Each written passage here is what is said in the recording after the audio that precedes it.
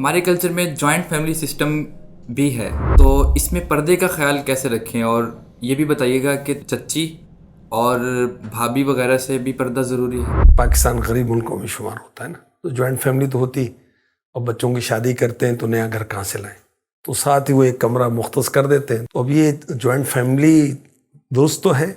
اور جہاں تک پردے کا معاملہ ہے تو دیکھیں، پردہ میری طرف سے آپ کی طرف سے تو نہیں ہے نا بھائی، کسی امام صاحب کی طرف سے، مولوی صاحب کی طرف سے، پیر صاحب کی طرف سے نہیں، تو اللہ رسول کا حکم ہے.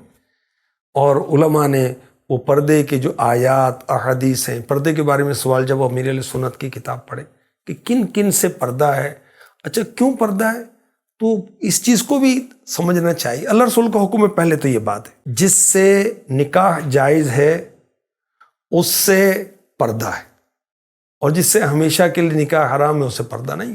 تو چچی سے نکاح ہو سکتا ہے، چچا کا انتقال ہو گیا تو عدت گزارنے کے بعد چچی سے نکاح ہو سکتا ہے، تو اس لیے اس سے پردہ ہے. بھابھی سے بھی نکاح جائز ہے، بھائی کا انتقال ہو گیا یا بھائی نے طلاق دے دی خدا نخواستہ، تو عدت وغیرہ گزارنے کے بعد اس سے بھی نکاح جائز ہے، تو اس سے ہی پردہ. بلکہ دیور کے بارے میں تو یہ فرمایا گیا کہ دیور تو موت ہے. اچھا، ہاں جی، یہاں گناہ کا خطرہ زیادہ ہے، اور توبہ استغفر اللہ، وہ شرم آتی زبان پر، بات ہمت نہیں پڑتی.